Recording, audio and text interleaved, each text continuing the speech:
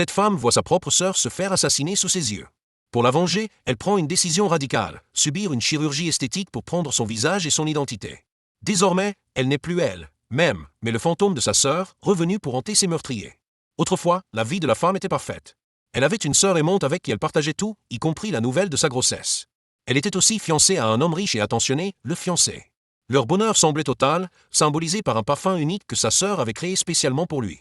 Mais ce monde idyllique s'est effondré le jour où, au téléphone avec elle, sa sœur a été violemment poussée dans le vide. La femme, impuissante, a tout vu.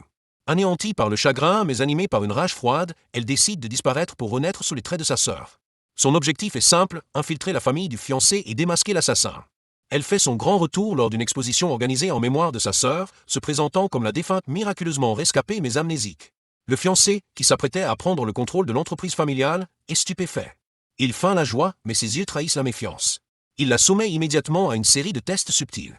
Il l'interroge sur le parfum qu'elle porte, différent de celui de sa sœur. Il lui propose du vin, sachant pertinemment que sa sœur était allergique à l'alcool. À chaque piège, la femme improvise avec une intelligence redoutable, expliquant ses changements de goût par son traumatisme. L'enquête de la femme la mène vers des indices troublants. Elle se souvient que le tatouage de papillon de sa sœur avait 2 ailes, alors que le sien, modifié après l'opération, n'en a qu'une. La tension monte avec l'arrivée de l'oncle, le frère cadet du fiancé, un homme au comportement ambigu qui semble la protéger tout en la soupçonnant. La femme navigue dans ce nid de vipères, chaque conversation étant un champ de mine. Le doute se transforme en certitude lorsqu'elle se souvient d'un détail crucial, une boucle de chaussures de luxe qu'elle avait trouvée près du corps de sa sœur. Plus tard, lors d'une confrontation, elle remarque que cette même boucle manque à l'une des chaussures du fiancé. Elle a enfin trouvé son coupable. Elle comprend alors le mobile du crime. Le fiancé voulait non seulement éliminer sa sœur, mais aussi s'emparer de sa fortune et de son entreprise. Forte de cette conviction, elle prépare sa confrontation finale.